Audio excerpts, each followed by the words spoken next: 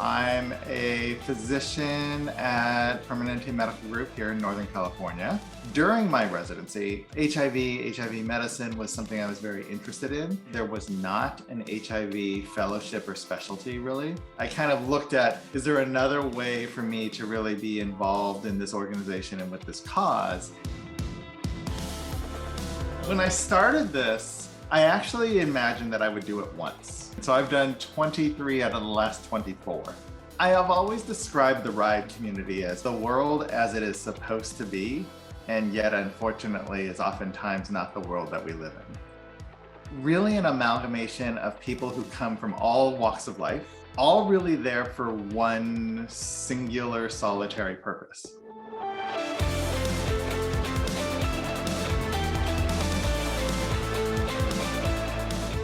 Movement started in 2020. So through some fellowship, I managed to engage a number of decision makers, government leadership. Even then, it was in 2020, just before COVID, we decided not to, to keep quiet and die down. So I mobilized a number of people with HIV in different provinces.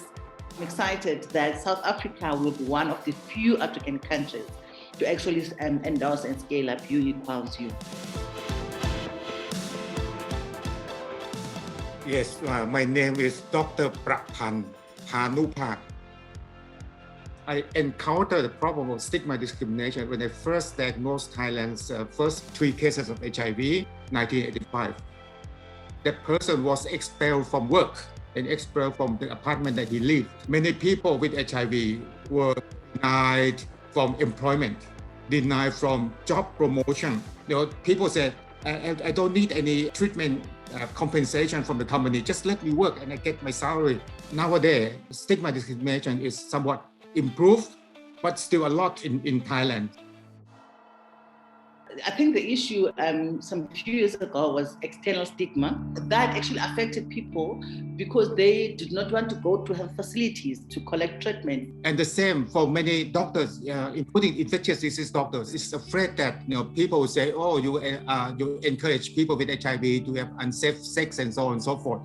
That's why we actually going out there to disclose our status and to show people that living with HIV is not a sin. Coming out of COVID, when I think about that, I think about the toll it's taken on all of us.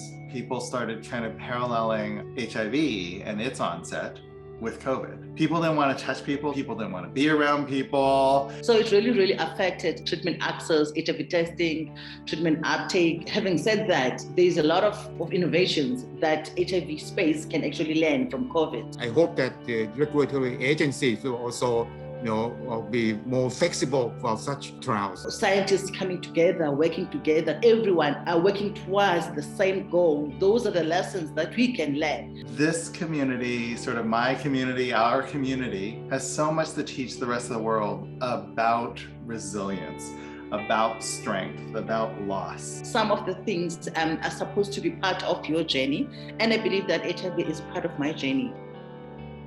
How am I going to show people who feel like this is not a part of their world, that it's a part of all of our worlds?